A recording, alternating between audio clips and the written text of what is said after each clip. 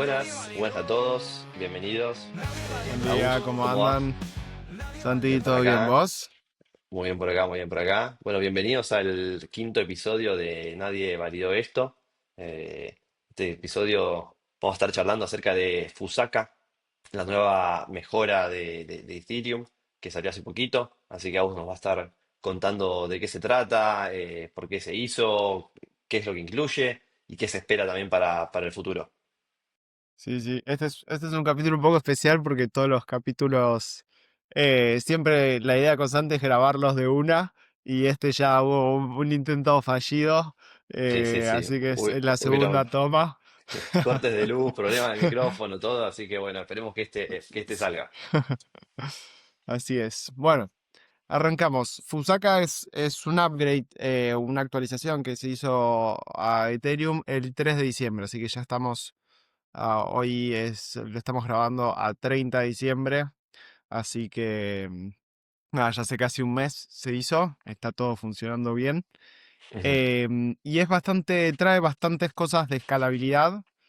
Siempre, como vimos en el capítulo, en el primero que hicimos de Pectra, todos los upgrades, todas las actualizaciones de Ethereum, los hard forks, como se llaman, siempre tienen uno o dos EIPs que son Ethereum Improvement Proposals, o sea, mejoras al protocolo, que son como los estelares, ¿no? Acá vamos a hablar de Pierdas, que es un EIP, una mejora de escalabilidad. Ahí después vamos obviamente a mencionar todos los otros, a hablar todos los otros, pero como que el más importante, uno de los más importantes en este upgrade, que se llama Fusaka. Fusaka viene, como dijimos en Pectra, en el capítulo de Pectra, vayan a verlo si no quieren, está bastante, digo, si les interesa todo esto, está bastante interesante. Pero básicamente todos los nombres que se le ponen a estos hard forks, a estas actualizaciones de Ethereum, son una unión de dos nombres. Por ujú. un lado, Fulu, que es una estrella que vienen en orden alfabético, cada upgrade, o sea, ahora tenemos la F, entonces se eligió Fulu, y después Osaka, que son nombres de ciudades. Osaka viene, bueno, de Osaka obviamente, pero porque DevCon, una conferencia muy importante de Ethereum, se hizo en Osaka, entonces se van eligiendo los nombres a partir del historial de las conferencias. El próximo sería Glamsterdam, perdón, Amsterdam, y una estrella con G, el nombre que se le está dando al próximo es Glamsterdam, por eso. Bien, bien. Recordemos una Em, cosita chiquita que EIPs serían Ethereum Improvement Proposals, o sea, son propuestas de mejora de Ethereum. Y en este caso vamos a ver algo que se llama Meta EIP, que es una mejora que incluye muchas mejoras internamente. Entonces, AUS va quizás llevarnos por las más importantes o las que más nos interesan, para que, bueno, nada, entendamos de qué se trata. Y está bueno esta de Peer Dash, quizás que es la más relevante o la que más impacto va a tener. Así que, nada, está bueno repasarla. Sí, perfecto. Y también otra cosa que mencionamos en el primer capítulo de Pectra es que todos los updates de Ethereum, o sea, todos estos hard forks vienen acompañados de en realidad dos medio hard forks, uno del cliente de consenso y otro de ejecución. Por eso son dos nombres que se juntan. Osaka es del cliente de ejecución, que es básicamente el que procesa las transacciones, y Fulu es del cliente de consenso, que es básicamente el que se encarga de que toda la red se ponga de acuerdo en cuáles bloques, o sea, en el historial de la cadena. Es como un resumen rápido. Pero bueno, de vuelta, metiendo el chivo, lo explicamos un poco mejor en el de Pectra, así que lo pueden ir a escuchar también. Ahora voy a compartir mi pantalla y es justamente este meta IP que dice Santi. Básicamente un meta IP es como un IP que habla sobre procesos, o sea, una mejora del protocolo. Los IPs tienen como categorías dependiendo qué están mejorando. Cuando hablamos de un meta IP son medio mejoras al proceso de Ethereum y demás, o sea, son mejoras o como IPs de procesos. El EIP1, que explica cómo hacer otros EIPs, es un meta IP. Este, que es el que básicamente dice, che, en este hard fork, en este lo que dicen es básicamente en este bloque se va a activar se tienen que activar todos estos EIPs. Acá lo que dicen, por ejemplo, es acá tiene mainnet, dice en la época, esto es 411.392, en este timestamp exactamente se va a activar el fork con este ID. Entonces, bueno, y esto de Block Parameter Only Fork ya lo vamos a hablar, es algo especial de este IP, de este hard fork. Pero bueno, entonces si dicen en esta época, en este timestamp, se van a activar todos estos EIPs. Bien, Así, clarísimo. perfecto. Así que vamos con Pierdas, el primero que vemos acá. Pierdas es el 7594. Para esto, por ahí voy a venir acá y compartir esta pantalla. Igual lo vamos obviamente a hablar para todos los que están escuchando formato más podcast y no están viendo el video. Bien, estamos acá en la Em, página de, ¿qué sería? Ethereum.org, Agus. Ethereum Org, sí, exactamente. Ethereum.org, acá está, bueno, toda la Si información de... buscan pierdas, les va a aparecer. eh, exactamente. En Ethereum Org hay un montón están en un montón de idiomas y tiene un montón de guías y como documentación sobre los upgrades y cómo funciona Ethereum, súper recomiendo. Bueno, vamos a hablar un poco de pierdas, pero para hablar de pierdas vamos a tener que hablar un poco de blobs primero. ¿Qué Exacto. pasa? Las L2 son, o sea, las Layer 2, lo que escalan es la ejecución de Ethereum. Es decir, Ethereum vos pagás, ¿no? Obviamente por la ejecución que tenés. Cuando vos mandas una transacción, básicamente Ethereum te cobra por la ejecución de esa transacción. ¿Sí? Y también te cobra un poco por el guardado de esa información, porque vos, o sea, obviamente no es solo ejecutar la transacción, sino podés guardar variables en storage, vos mandás como parámetros, esos parámetros quedan en la blockchain, en Ethereum, entonces pagás también por eso. ¿Qué pasa? Hay una manera de escalar, que son las L2, que lo que hacen es, la ejecución pasa eh, a, digamos, a otra blockchain en un sentido que es la L2 y lo que hacen es después bajan a Ethereum los parámetros de esa ejecución y el resultado, ¿sí? Bien, Entonces sí, sí, es como todo un el camino en mundo, paralelo por la que se hacen las transacciones y después, bueno, se comunica al camino principal, que es la Ethereum, la red principal de Ethereum, ¿no? Ethereum Mainnet, ¿no? claro, exactamente. Entonces la idea es que se empezó a usar Ethereum Mainnet para guardar estos parámetros de la transacción y el resultado de la ejecución. Entonces todo el mundo podía ver de cierta manera, che, con estos parámetros se ejecutó, se terminó esto. Bueno, entonces si lo que estaba pasando en la L2 estaba pasando de verdad o no. ¿No? Y no, o sea, básicamente se podía hacer como, me sale hold accountable, pero es como, Sí, sí, sí, sí. Sería como un chequeo o decir, bueno, vos sí. sos responsable de que esto es real y que sucedió, ¿no? Claro, entonces está el sequencer de las L2, que es básicamente si quieren, toda la blockchain, que es el nodo que procesa las transacciones, que generalmente hoy en día hay uno. Aztec ya es descentralizado y por ahí un día vamos a invitar a los de Aztec, pero hoy en día medio que es una entidad centralizada para las L2. Espero que si alguno esté viendo esto en el futuro, por ahí que ya no sea así. Pero bueno, hoy que estamos haciendo el video es medio así y procesan todas las transacciones. Y después, bueno, publican esto. Entonces, todo el mundo, después, como está en Ethereum publicado, todo el mundo puede ver. Y hay mecanismos en Ethereum que si el sequencer se porta mal, básicamente el sequencer tiene un stake para poder hacer esto, alguien puede probar de que se portó mal y Ujú. penalizarlo, ¿no? Esa es como la idea. Después tenés otros como modelos que están la CK, Optimistic, pero la idea es un poco eso, que las L2, el cómputo lo ejecutan y publican las cosas en Ethereum. ¿Qué pasa?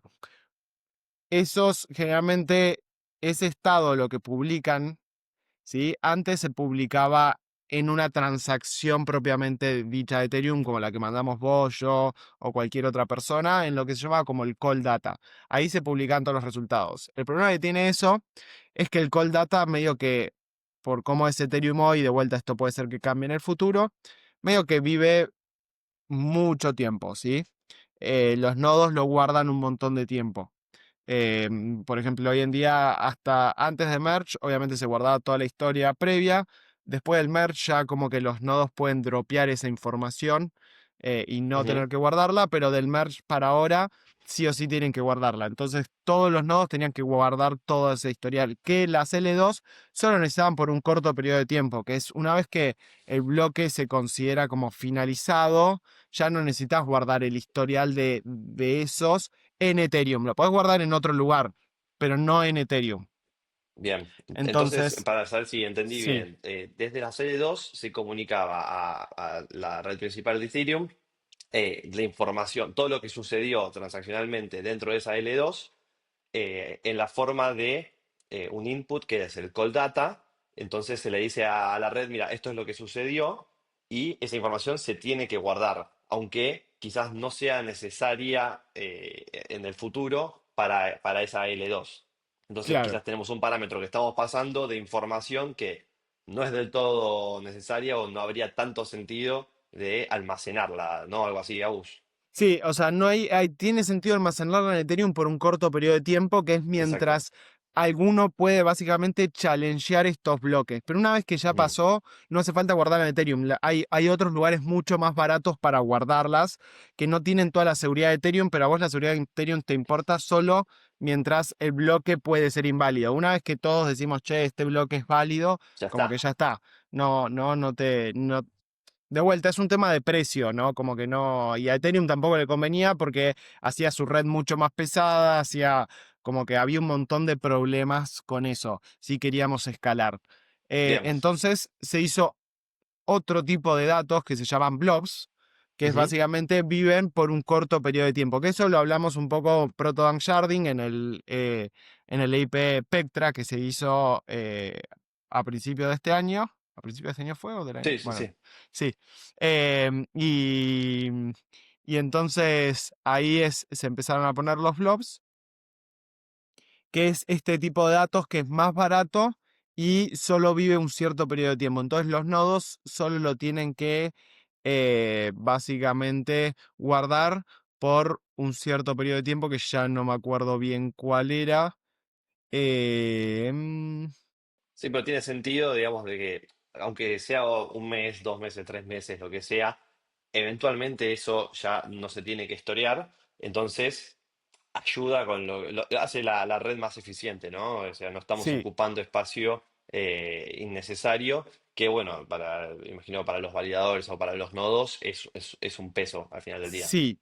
Igual lo más importante que hacía esto de separar el tipo de dato es que vos, estos blobs vienen, digamos, son un tipo especial de datos que no se mezclan con las transacciones normales. Entonces, lo que hacía era más fácil hacer sharding, que ahora vamos a hablar un poco de sharding, pero la idea es que hoy en día todos los nodos se tienen que guardar toda la información, se tienen que bajar toda la información porque todos tienen que procesar las transacciones para ver que es verdad. Como solo estamos hablando de data acá y no de ejecución en los blobs, no hace falta que todos los nodos, o es más fácil hacer sharding, que es que no todos los nodos se tienen que bajar toda la información, sino que medio que nos distribuimos la data entre toda la red. Yo me guardo un poquito, vos te guardas otro poco, y así. Que si nosotros, o sea, y eso es posible porque separamos los blobs, o sea, los datos de la ejecución. Entonces, Bien. los blobs solo contienen datos, no ejecución, y podemos hacer sharding. Si quisiésemos hacer sharding como estaba antes en el call data con toda la ejecución, era mucho más difícil porque tendríamos que hacer sharding de la ejecución, ¿sí? Entonces, ¿qué pasó? Proto sharding, que es digamos, el primer paso, introdujo los blobs, pero no introdujo sharding. Todos los nodos se tenían que bajar toda esta data que publicaban las L2 para verificarlo y para poder, porque obviamente los blobs vienen atados a un bloque, ¿no? Cuando se publica un bloque, se publica con los blobs como si fuesen transacciones, Sí. solo que datos. Entonces, yo como nodo para atestar y decir, en realidad yo como validador para atestar y decir, este bloque es válido, tenía que bajarme los blobs, ver que esté todo bien y, bueno, ahí podía decir, este bloque es válido, pero me tenía que bajar todo. Entonces, Claro. mucho no hicimos en Proto Sharding, digamos, pero básicamente, Pero se armaron las bases, digamos, para lo que se viene ahora. exactamente. Entonces, ahora sí vamos a la IP que nos importa, pierdas, que viene con Peer Data Availability Sampling, que es una especie, o sea, es sharding. Hay un par de temas que no los vamos a ver, pero lo importante es acá es, ahora los nodos solo se dividieron estos blobs en 128 pedazos, básicamente. Acá ven, es un subnet de 128. Y básicamente los validadores solo les toca suscribirse a 8 columnas de estos, o sea, de los 128 que se dividió, em, solo les toca suscribirse a 8, ¿sí? Entonces, básicamente necesitan, o sea, ahora un octavo de la data que antes se bajaban. Bien, perfecto. Un Y quizás, dieciseisavo, perdón, un claro, dieciseisavo. y quizás es eso, bueno, está en el nombre, ¿no? Como Data Availability Sampling, o sea, es como que vos necesitas una muestra de esa información para validar que algo es correcto, ¿no? Exactamente. Entonces, lo que vos haces es, yo ahora tengo, o sea, se extendieron en 128 y yo voy a necesitar solo 8, que es medio que es random, me toca a mí, che, a vos te toca, no sé, la columna o digamos, el subset Ujú. 0, 48, 3, 128, así, tenés Sí, 8 sí, de esos. ¿Qué pasa? Y eso quiere decir que extendimos la capacidad de lo que se puede bajar un nodo o sea, la redujimos a 16. Entonces, se quiere decir que podríamos escalar y todavía hacer que haya más blobs en la red. Porque un tema de los blobs es que si yo me tenía que bajar todos y de la nada empiezan aumentamos la cantidad de blobs que puede haber en un bloque, que hasta ahora creo que eran 9, si mal no recuerdo. O sea, solo podían publicar hasta 9 blobs en un bloque. Esto es como hacer 9 transacciones de blobs, que los blobs tienen como un tamaño fijo, ¿no? ¿Qué pasa? Si la aumentamos a 90, de la nada un nodo casero, se tenía un validador casero, se tenía que bajar los 90. Y eso puede, o sea, si no tenés conexión rápida a internet, si no tenés por ahí 1 gigabyte de conexión, no podías hacerlo. Entonces dejábamos a un montón de personas, a un montón de validadores afuera de la red y estamos básicamente favoreciendo la economía de escala, donde Coinbase o demás que tienen data centers eran los únicos que podíamos validar, ¿no? exacto. Entonces, Tienen no, ventaja frente a los solo validators, quizás, o sobre gente que quiere contribuir a la red, pero no tiene los recursos esos. claro. Entonces, ¿qué pasa? La idea es, bueno, ahora que lo dividimos, podemos seguir escalando. Entonces, podemos escalar 16 veces más y ponerle el mismo, la misma como responsabilidad de los nodos de bajarse la misma cantidad de información, pero tenemos 16 veces los blobs. En realidad escalamos 8 veces. ¿Por qué? Porque para hacer, ahora vamos a ver, pero para hacer esto de lo que se llama como sampling, de Data Availability Sampling, se tuvo que duplicar los blobs. ¿Sí? Entonces los blobs básicamente medio que pesan el doble, entonces se divide en 128, vos te bajás un octavo, que es una 16ª parte, pero como los duplicamos, en realidad es un octavo de la data original. Entonces Bien, escalamos, igual es un montón, ¿no? O es un sea, montón. Sí, sí, sí. se puede escalar Ujú. 8 veces más, o sea, redujimos la cantidad de data que se tienen que bajar los nodos a un octavo, eso quiere decir que podemos incrementarla 8 veces más y nada, estaríamos a los mismos niveles. Entonces podemos escalar la cantidad de blobs, entonces las L2 pueden publicar más transacciones. Esa es un poco la idea, ¿no? Y más barata, y de una manera más Claro, barata. eso te iba a preguntar, ¿cómo se traduce esto para el usuario final, ¿no? Mejoras en lo que es precio del gas, mayor quizás velocidad de ejecución, ¿qué significa esto? O sea, por lo que yo entiendo, hoy en día nada, pero digamos en el futuro sí, cuando se incrementen las cantidades de blobs, van a Ajá, ser más baratos los precios.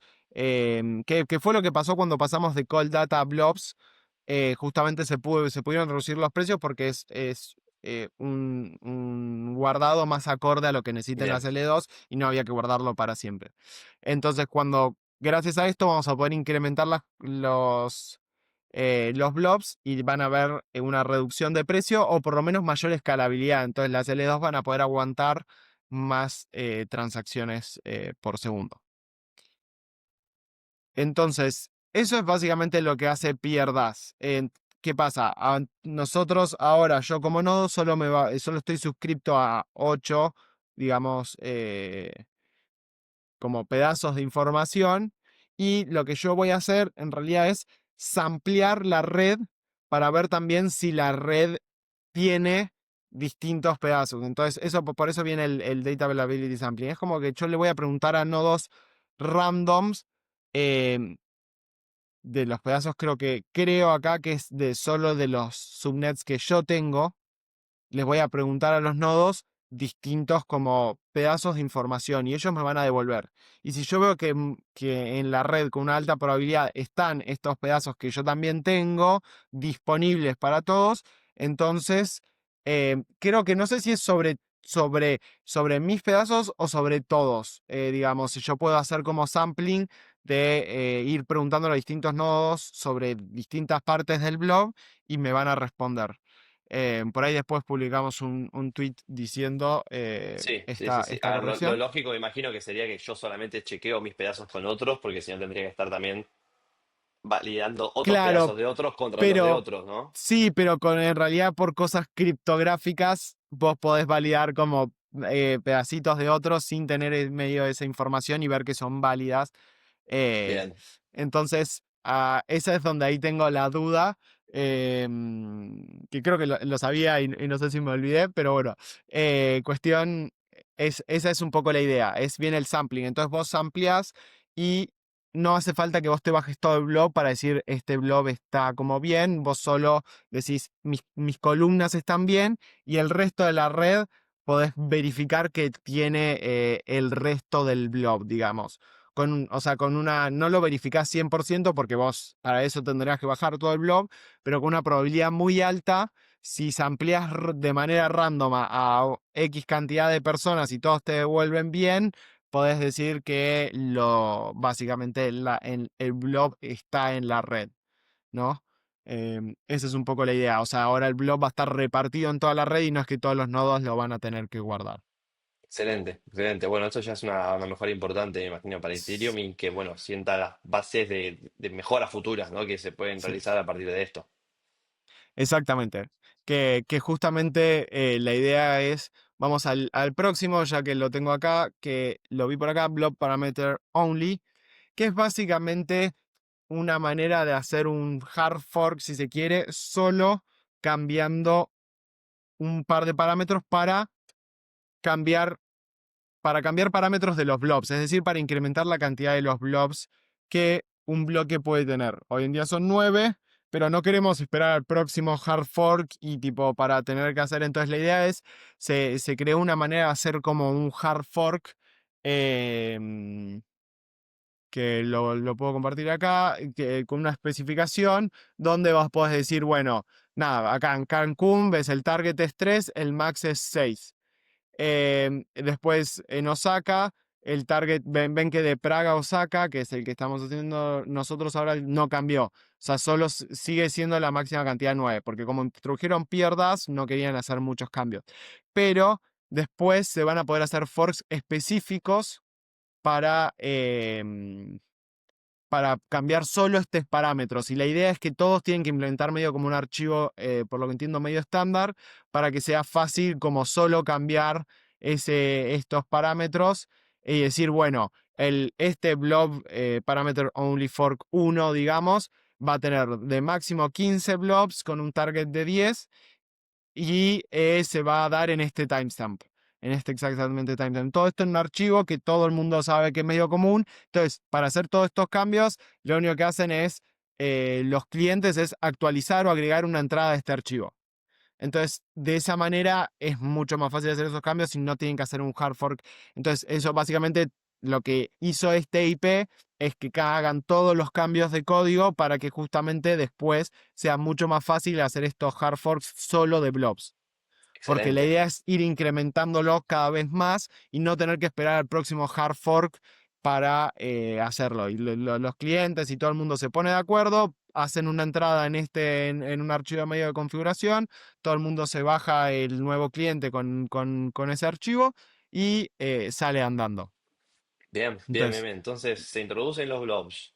Después se optimiza lo que sería el almacenamiento de los blobs a través de pierdas. Y ahora también se setea, digamos, dentro de lo que es esta mejora, digo, la posibilidad de optimizar quizá la cantidad de blobs que pueden haber por bloque, sin tener que esperar un hard fork, y más a partir de la necesidad que vaya surgiendo, ¿no? sí, o sea, para aclarar un comentario, es un hard fork esto. Ujú. Solo que no esperan a los hard forks con todo lo demás, digamos. O Bien. sea, no tienen que esperar cada un año poder hacerlo, lo pueden hacer más, incrementar mucho más O seguido. Sigue sea, siendo un hard fork, previo a Glamsterdam se podría hacer si querían, si claro, quieren. exactamente. Bien, Y es otro hard fork que no van a tener nombre, por lo que entiendo, y o por ahí tienen algún nombre medio específico, no va a ser con la convención de los otros hard forks, y solo la idea es solo cambiar esto. Entonces es mucho más fácil. bien. Bueno, buenísimo. Ya vamos Perfecto. dos. Dos IPs que son importantes. Y el último, no sé si está en lo de pierdas. No. Bueno, y el último que vamos a ver de los de Hard Fork, hay un block-based fee bounded by execution cost. Nada, esto arregla un poco el fee market de los blobs, pagan un fee distinto al de la ejecución. O sea, las transacciones tienen su fee que tiene sus reglas, el de blob muy parecido, pero sigue la demanda de los blobs. Uno sigue la demanda de transacciones, el otro sigue la demanda de los blobs. Nada, había como algunos problemas como que por ahí a veces los blobs estaban muy baratos y de la nada había Ujú. picos y demás. Y este blob, este EIP un poco arregla esto donde también pone un piso que está atado a la ejecución del bloque. Porque también es, o sea, la verdad que agregan carga a los nodos. Y si Ethereum, las transacciones de Ethereum están muy a tope, la idea también es que esa carga que tienen que hacer extra ¿no? Cuando por los blobs, cuando la red también está saturada por las transacciones, que se pague. Entonces, Bien, la idea es que tiene un poco de correlación, no están totalmente separados, sino que el piso de los blobs también está dado por el piso de la ejecución.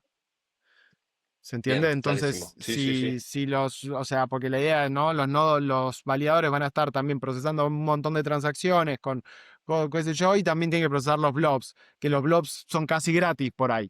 Entonces, Claro. no Sí, tiene sí. sentido y es un Quizás poco, equipara lo que es el esquema de incentivos internos para decir, bueno, me dedico a esto o me dedico a lo otro. Y tiene sentido para mí, sí o no, sí, hacerlo. exactamente.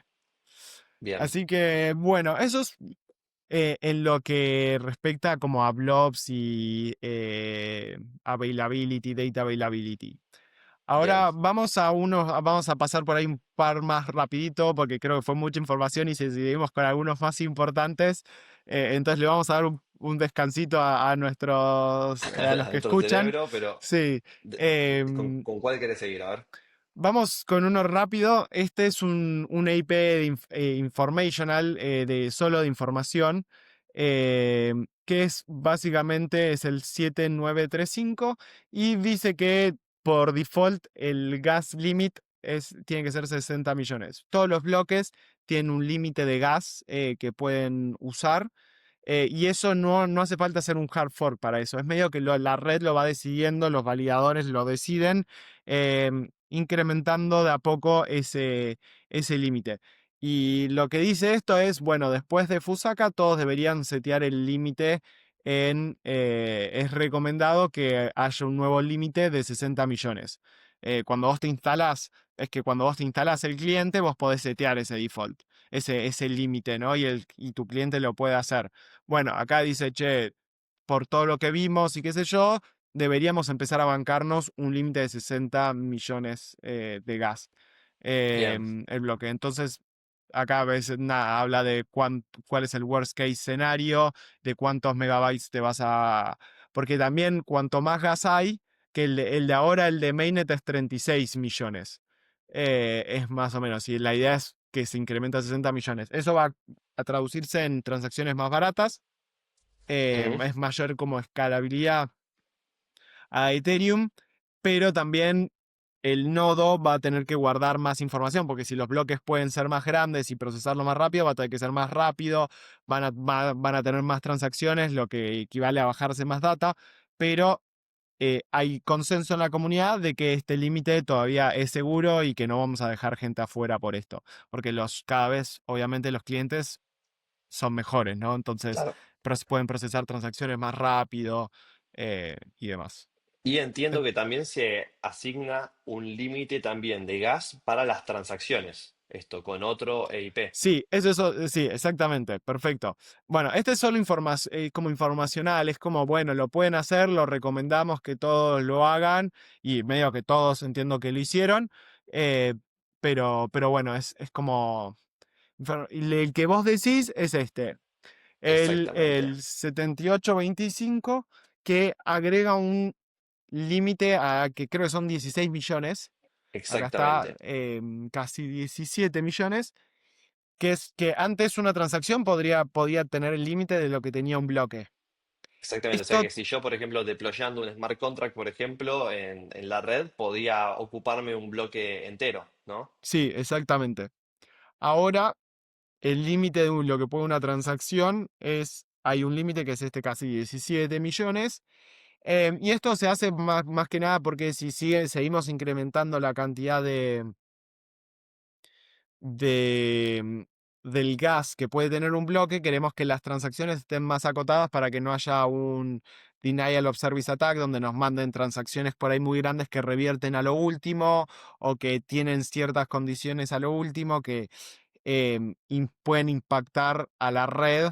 Nada, hay un montón de cosas. También creo que esto ayuda a lo que es todo CKVM, Zero Knowledge, Ajá. para tener como un tipo, che, el worst case escenario de una transacción sabemos que es esta cantidad de gas y no que nos puede crecer infinito.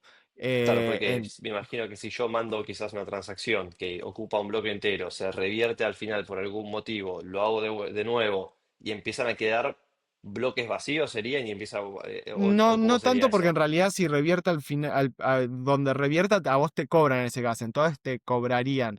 Pero o sea, la verdad que no sé exactamente qué tipo por ahí de transacciones maliciosas se pueden mandar, pero seguramente hay, por eso hicieron este IP, Mm, donde reduce el riesgo de que una sola transacción pueda hacer un denial of service attack porque hay un cap, digamos, bien, un límite.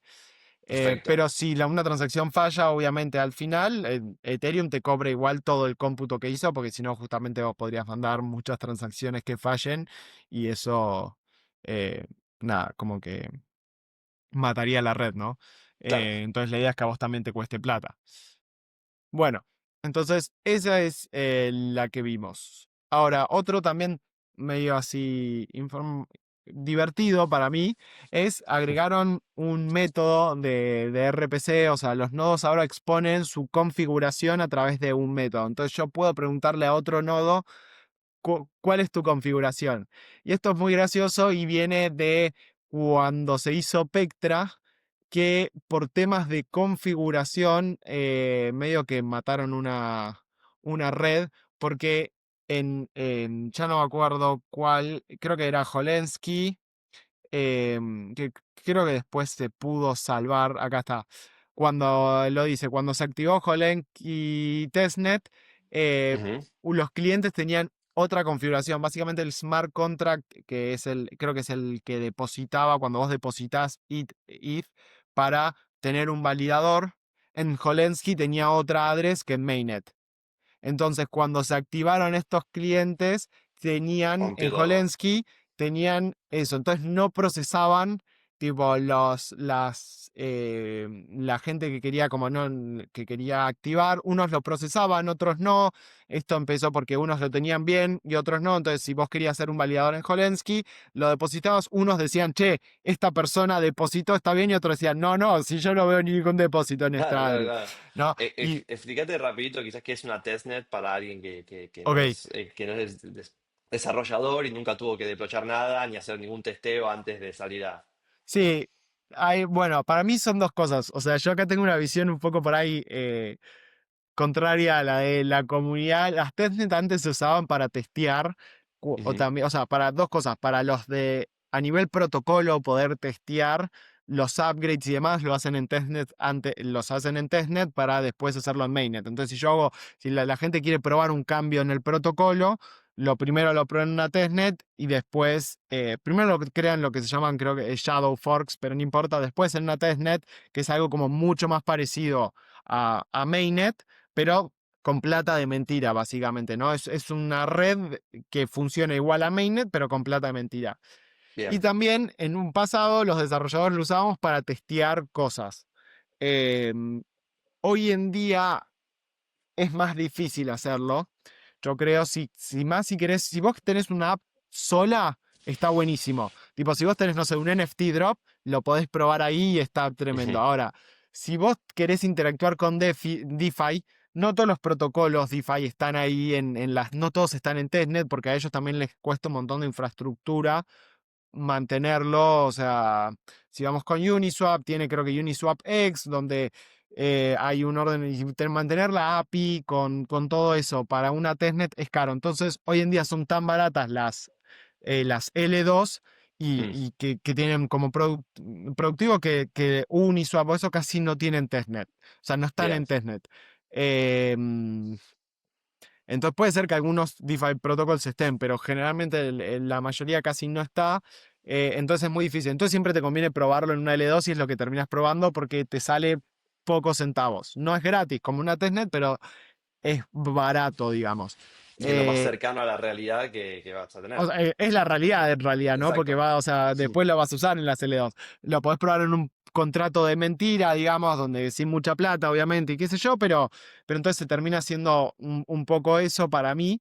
Y entonces las testnets, eh, a mí, a menos que quieras probar como casos puntuales medio aislados de cosas, terminan siendo más para los desarrolladores del protocolo para probar.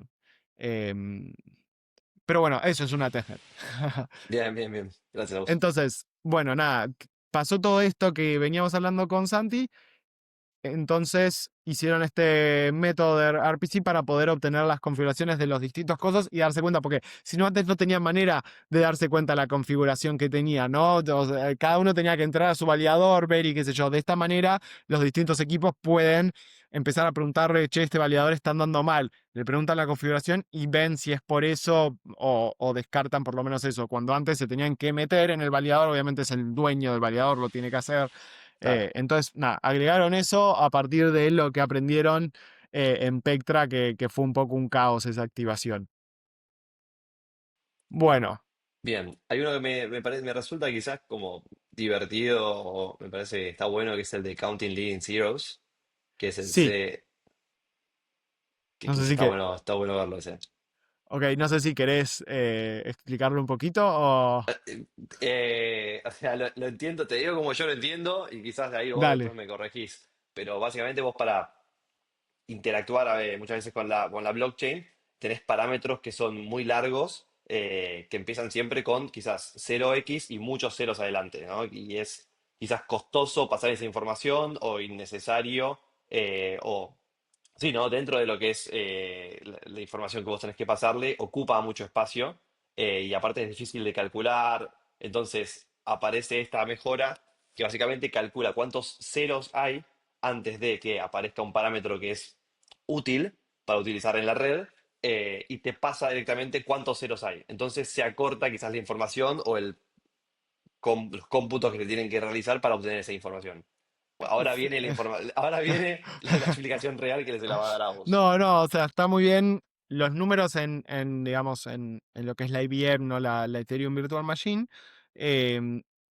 son de 256 bits. Entonces, ¿qué pasa? Siempre ocupan un espacio definido. Entonces, si vos querés el 100, básicamente el 100 son muchos ceros, digamos, con un 100. No importa, en binario, así que, pero bueno, se lo podés imaginar como que si vos, los números siempre ocupan cuatro dígitos, imagínate, ¿no? Entonces, si vos querés hacer el 10, ¿cómo lo haces? Ujú, Bueno, 0010, ¿no? O sea, exacto. sería, ¿no? Entonces, ¿cómo podés, una manera saber, tipo, rápido, si un número es menor, si querés, al, mm, al 10, podrías ver, tipo, che, ¿cuántos ceros tiene? Si tiene tres ceros adelante, ya sabes que es menor al 10. Y eso se usaba bastante en Ethereum. Yo esto sigo a la persona que lo básicamente vectorize. Yo la seguía en Twitter. Y la verdad que es un capo de optimización y demás de Solidity. Y acá lo estoy mostrando en Twitter, pero por ejemplo, no sé, mostró varias cosas de código que ahora son mucho más fáciles para hacer. Eh, Esta función que no sé. Bueno, la próxima, si querés encontrar la próxima potencia de 2, antes tenías que hacer un código, lo estamos mostrando en pantalla, no importa, no lo vamos a explicar. Y ahora después de Fusaka es mucho más fácil a nivel y es menos costoso. Lo mismo acá, por ejemplo, el log 10, ves medio acá, creo que lo que estaba intentando hacer es, bueno, buscar justamente si es menor a tipo un número muy grande y bueno, hacer cierta cosa. Y tenía que ir buscando como, nada, preguntando tipo, che, ¿es menor a 1000? Bueno, Mm, imagínate con nuestro coso de cuatro dígitos, ¿no? claro. ¿Es menor a 100? Bueno, entonces es menor a 10 y así. Acá podés contar los números, o sea, la cantidad de ceros que tiene delante y ya sabés menor a qué es, digamos, ¿no? Y no tenés que ir preguntando. Entonces es mucho más barato y mucho más fácil. Pero sí, si son devs, sigan a vectorize.if o Optimizator. La verdad que hizo una librería muy copada, muy optimizada, usa mucho Assembly y también postea cosas bastante interesantes. Así que Buenísimo. bueno, este es el EIP. A nivel, a los devs como los más, para mí, o sea, les va a importar a la gente que está muy metida en esto. Vos generalmente como dev no es que lo vas a usar mucho, supongo que Solidity lo va a implementar en algún momento y va a ser más eficiente y por eso va a ser más eficiente el código que escribas, pero no es que la gente en general lo va a ver como una mejora ya.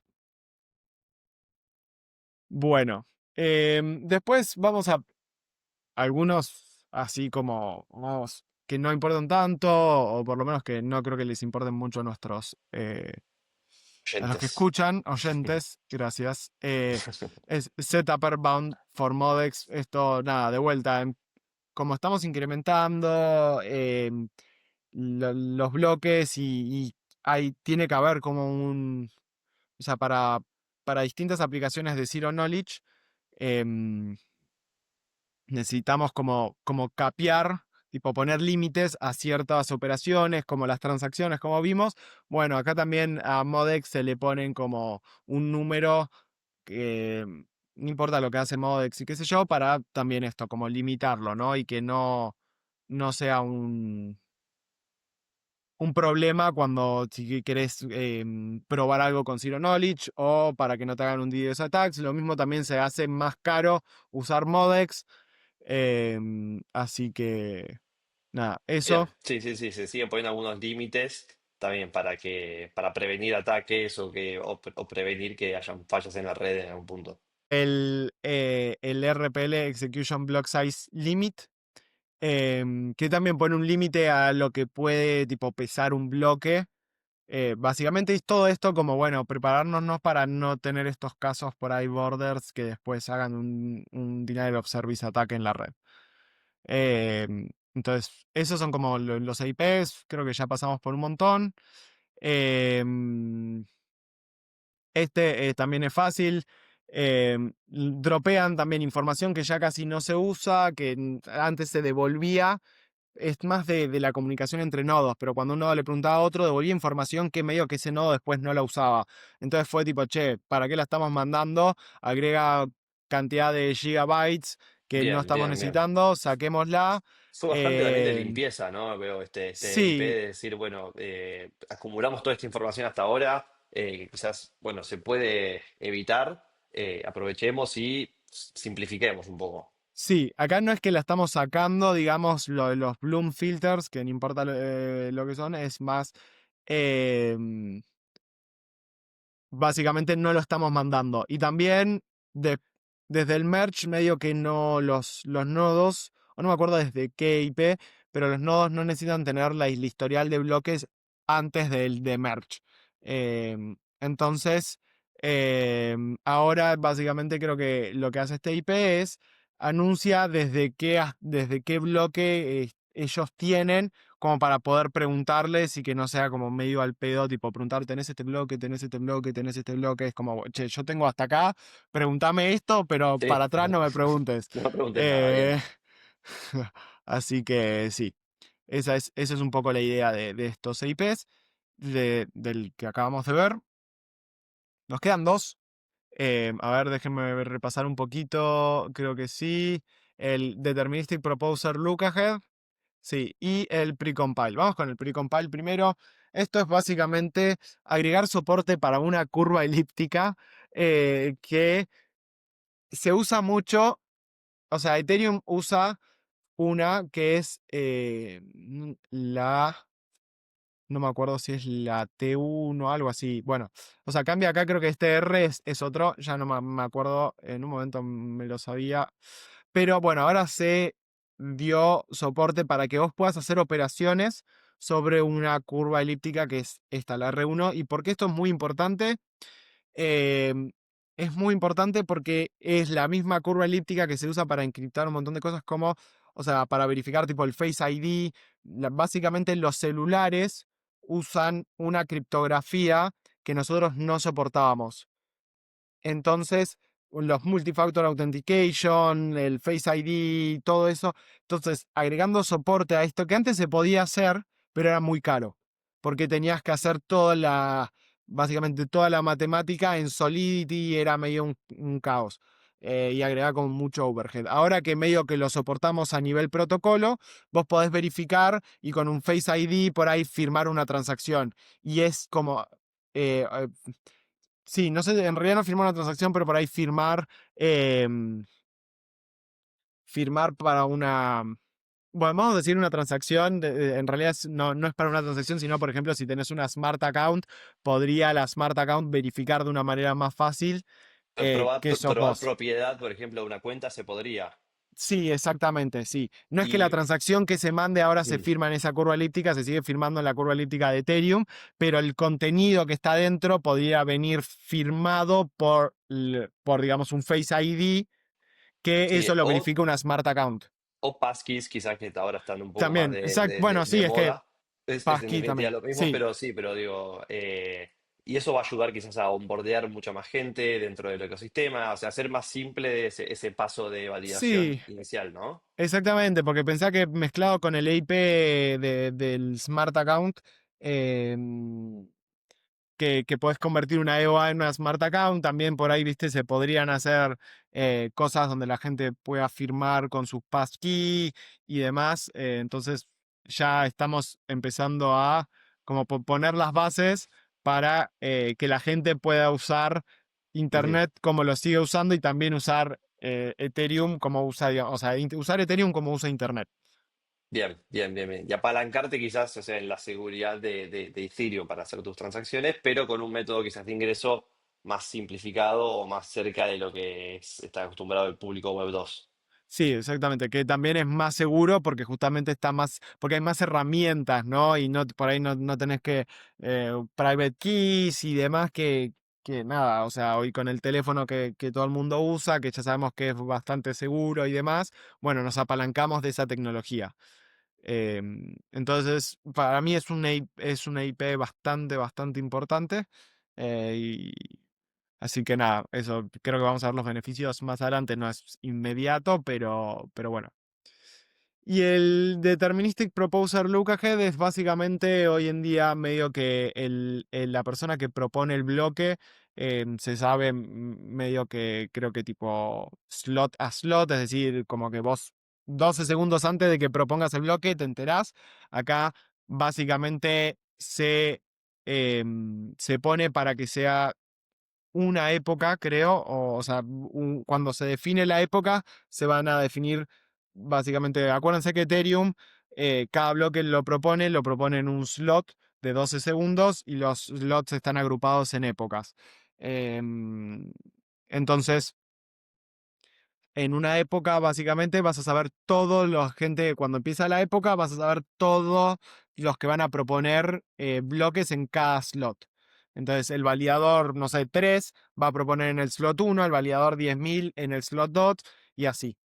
Esto viene muy bien para lo que se llaman pre-confirmations, o sea, creo que por lo que yo entiendo, de vuelta, son como las bases para poder empezar a hacer pre-confirmation. ¿Qué quiere decir pre-confirmation? Es si vos sabés que el validador, por ejemplo, el validador de la próxima época es, em, no sé, el validador número 10, vos le podrías hablar, si querés, en un futuro al validador número 10, y el validador número 10 te va a decir, che, no te preocupes, yo te lo incluyo en mi bloque, a esta transacción.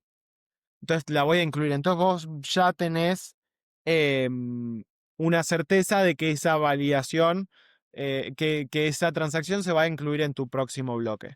Eso se llaman como pre-confirmation. Son como confirmaciones de que tu Bien, transacción se va a incluir antes. Entonces, básicamente en 10 milisegundos, bueno, no, en un round trip de lo que va al validador y vuelve, ya podés decir, esta transacción está confirmada. ¿No? Em, es un poco la idea y es mucho, todo esto sale de todo lo que se hace en las L2. Las L2 juegan mucho con esto, donde el sequencer está, mi entidad un poco centralizada, te devuelve y te dice, che, esto te lo confirmo que va a pasar, entonces vos podés tener una garantía y una certeza de que va a pasar. Entonces, bueno, esto pone un poco las bases. Por lo que entiendo, eso es como su mayor... sí, beneficio o quizás sí, uso que se va a dar, ¿no? sí, exactamente. Y bueno, después hay algo así que se llama Single Secret Leader Election, porque también saber mucho de antemano te puede llegar a DDoS attacks. Si vos sabés cuál va a ser no sé, tres proposers adelante, vos podés targetear ese proposer para atacarlo, para que no proponga ningún bloque, por ejemplo. Entonces, en algún futuro también se va a poner algo que es la idea de Secret Leader Election, donde em, el líder sepa de antemano, pero toda la red no sabe, no va a saber tanto de antemano. Hay que ver un poco bien cómo se manejan las pre-confirmations en ese. eh, acá justamente dice, ves que justamente es el Secret Leader Election va a introducir problemas en en los protocolos de pre-confirmation, así que hay que ver cómo se maneja. Pero bueno, la idea es que lo que está diciendo es que lo que proponen acá en este IP no eh, es compatible con esto, con la idea de hacer en algún futuro un single secret leader election. Que después se haga o no hay que ver porque también de vuelta introduce complejidades con los protocolos de pre-confirmations. Y bueno, Bueno, eso creo fue que Fusaka. sí, mucha información, pero la verdad que son temas que están buenos. Como decíamos, arman las bases para cosas que se van a venir en los próximos Hard Forks, así que está buenísimo. Eh, Mejoras a nivel de escalabilidad, de costos a futuro, eh, arreglos que se hicieron de cosas que pasaron en el pasado, aprendizajes. Yo creo que tuvo de todo, Sí. así que está buenísimo. Mejoras también para los developers que tienen que hacer esos procesos muy largos para obtener nada, una pieza de información. Así que yo creo que estuvo muy bueno. Espero que no se hayan aburrido ni nada. Pero bueno, yo creo que está bueno siempre escucharlo, por lo menos para saber nada, qué se logra o qué se está buscando dentro de Ethereum. Y bueno, gracias a Gus por llevarnos por No, todo este camino. siempre. Un placer, como siempre. Sí, cualquier feedback, estamos en Twitter, en un montón de canales, así que nos pueden hablar y decir. Y bueno, los esperamos en el próximo capítulo. Nos esperamos en el próximo capítulo. Gracias a Gus de vuelta. Y bueno. Esperábamos ver dos para el capítulo número 6 de Nadie validó esto. Chau, chau.